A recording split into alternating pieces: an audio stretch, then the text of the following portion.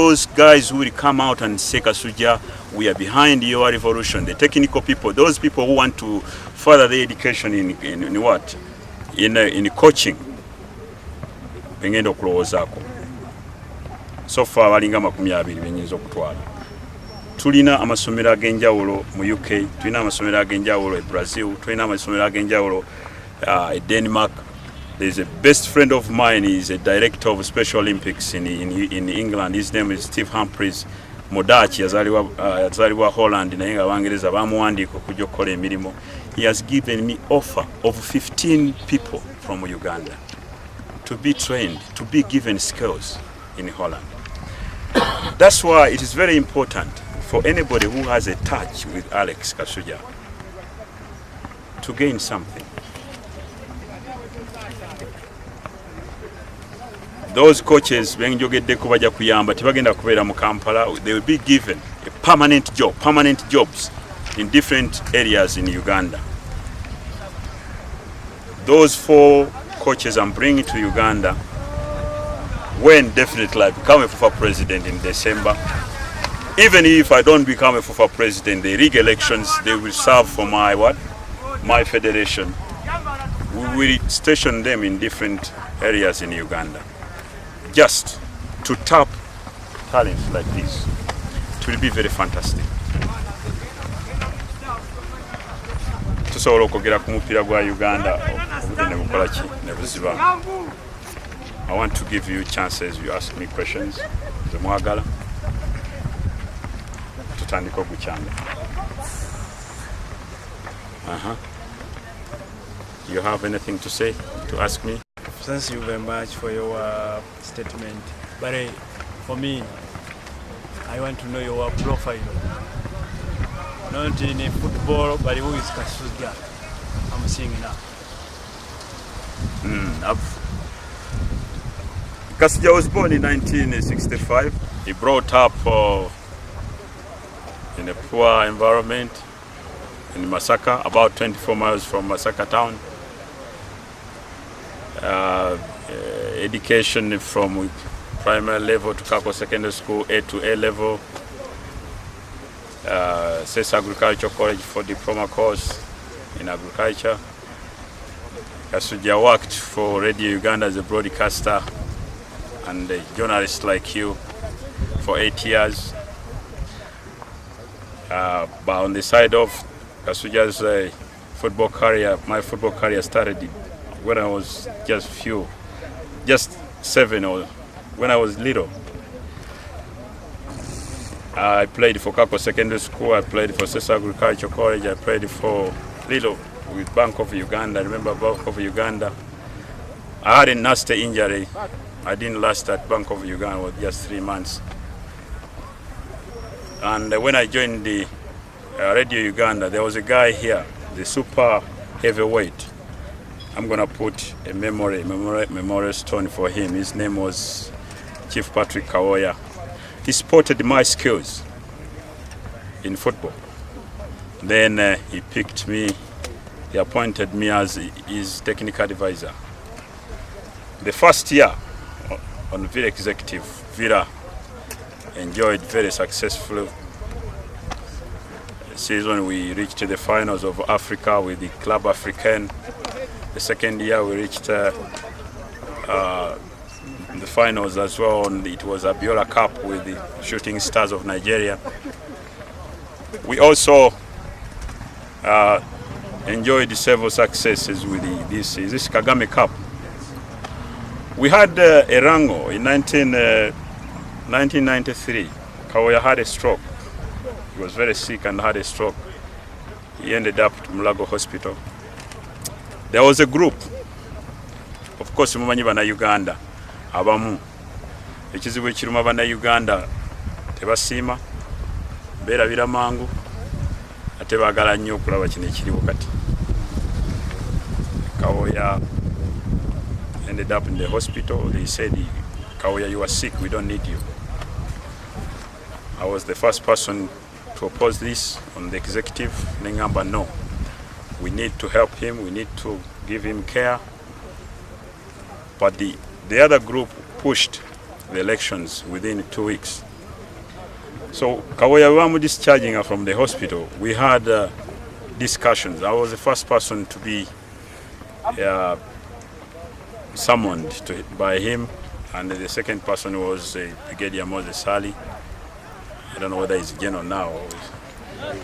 General. So we sat down, me, Kawoya, Ephraim Chizito, and Moses Sali.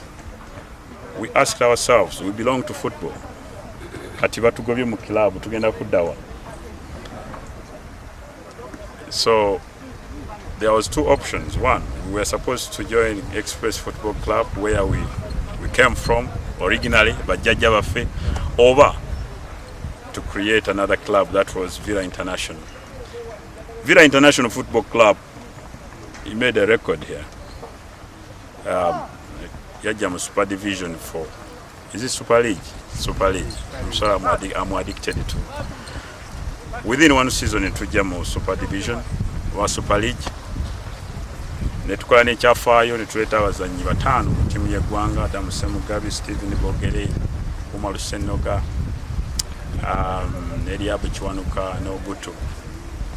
Tuwangula n'ekikopo Nairobi ekya Sekafa.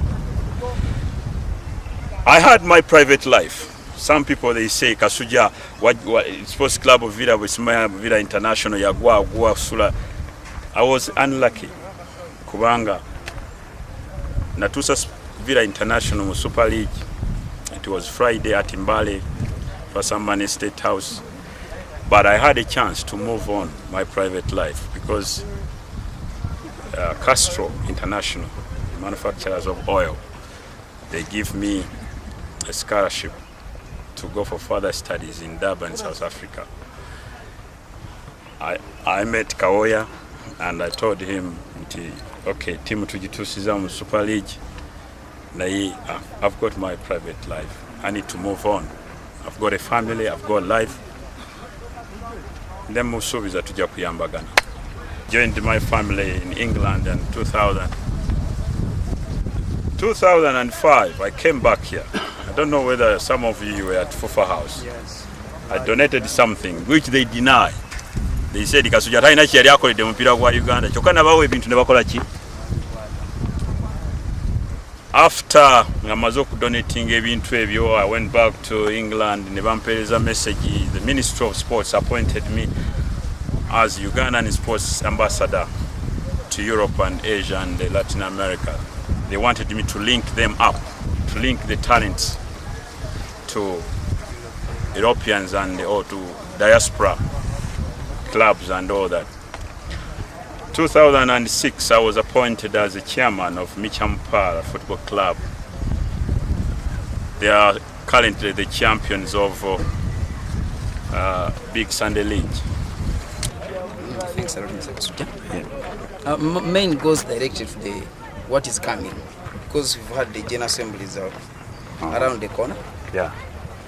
All guys are going to cease being delegates. Yes. And we are looking for new delegates now. Or if maybe others are coming back if they did their work. According to your survey, how many are going to be dropped? And how many are coming? Among those who are coming to sit in the other general assembly, what is the actual number you feel you have on your side before we go in? Because you have to assess yourself before the elections go on. You say, I have this number, I feel if they are there, if they go through, I've already captured the seat. Yeah, Mr. You finish? It's okay. Okay, Mr. Wawari, thank you very much for that question. First of all, there are two diseases which are killing our football. One, the leaders of this country in football, they are trying to blind people. They are putting the image of ignorance. They are exercising ignorance. Obutamanya babusiga mu bantu. And it is so annoying. Assembly of Fufa, the Jempita Parliament ya Fufa. So many delegates, they don't know what's going on in football. Ngabo ngambi jamupira gwa Uganda. Never delegates. You ask oneself, one question here. Faizo is representing Mbarara to Fufa Assembly. Ask him 2 questions. What have you done for your area to develop food? Tachirina. Why? Kubanga talina access ku resources za Fufa. Talina say mu parliament ya Fufa, though member wa parliament ya Fufa, delegate. Ozaka kibuze kirala. What have you done? Kiki kye wekoleredde nga gwe delegate wa Fufa? Gwe wenyini, forget about the area, but gwe kiki kye wekoleredde? Nina abaana babiri. Kitendi primary school or secondary school. Mukulu ampaye school fees. We want to destroy that environment. Awareness kakati eriwo. Those who want to work with the Kasujja in the Fufa Assembly, they will enjoy. We have designed a program, a roadmap to the success of our football. Ate ku deliveryinga oyo gwe tugenda okukola naye delegate John Kusolo agenda ku representing Mbale. We will give you the money. That money will be diverted to the grassroots. Who is grassroots? Is a delegate who is representing what? That area in football or in a Fufa Assembly. You've talked of if you lose or they win, you win or they, if you lose or they win, and that you're going to come up with this federation FPFA, that you're going to come up with that federation. Don't you think that Uganda will face something which is not good?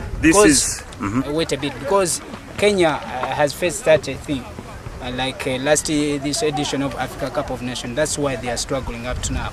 That they came up with 2 federations. You've said that Ayatu knows about that, Sepp Blatter knows about that. Don't you think that Uganda will lose? Uganda won't lose. Okay. The few people will lose, but the majority will gain, because for the first time in Uganda's football, abantu bagenda kulaba amazima wegali. Abeita mazima wanvu, because they're enjoying our money. They will lose. Ayatu himself, Blatter himself, or whoever, tewabawo omuntu akulimba nti wakyaliwo omuzungu oba omuddugavu alina sente za kyayinza okujja mu Uganda okuteekawo sente wa, when you are not honest. People, they say they want Kasujja, lwaki tokola ne Mulindwa. I don't have any trouble to work with him, provided engalo zaakoze ki. When he bring the budgets of Fufa, when he say, let me clarify this, Mutagubya, Kakoza Mutagubya, he was working with him as the Secretary General of the referees. He was working him, he followed him, nga abribing emipira, achusa omupira gujja wana guza wana. He paid $10,000 to bribe the Egyptian referee for match fixing, Uganda for Nigeria. There are so many stuff. Nina files with it. Bwana abana abye mu ngalo Mulindwa. Tujja muwa ekyo kimujamu. I think Mulindwa has a potential in schools. We can appoint him as a commissioner of schools in football. Ekyo kimujamu kitujja muwa. But all in all, the bottom line here, I don't care oba Uganda banning idwa. Uganda tuteekwa okumanya amazima wegali, titugenda kutambulira mu bintu bino betuliko. Definitely Uganda ina federation biri singa banapogolo. Definitely, there's no doubt. Definitely, those who want to work with the Kasujja, we will have our federation. Money will be available, everything will be okay. We will take the guys abroad, we will bring kubanga Kasujja wanafuna nga sene nazireeta nazimbe kisaawe nga kino ku federation eyaffe. I think the government also like it. The most scenario we are facing nowadays in our football is those pitches. We are losing pitches to the investors by the government. The government is giving away those pitches. What are you going to do for such scenario? It means, okay, You know, when you have this kind of stuff, kind of scenarios like that, Yeah. to me, let me give you an example. Are you married? Not yet. Ojja kufuna omukyalo ofune n'abaana. Abaana bo bagenda mu kkubo nga bavuma abantu. Tebabuuza abantu olinga kino olinga kiri olinga kino olinga kisonga ate abakasujja sibyotya ssebo gye baliko. What does that mean? Charity begins at home. There is something wrong ekiri mu makaago. Weakness yiyo gwe nga leader. If Kasujja, or when Kasujja becomes a Fufa president, I'll be meeting the president soon. That. Football is a religion. Mbulirayo ekintu kigatta abantu ng'omupiira. Tell me.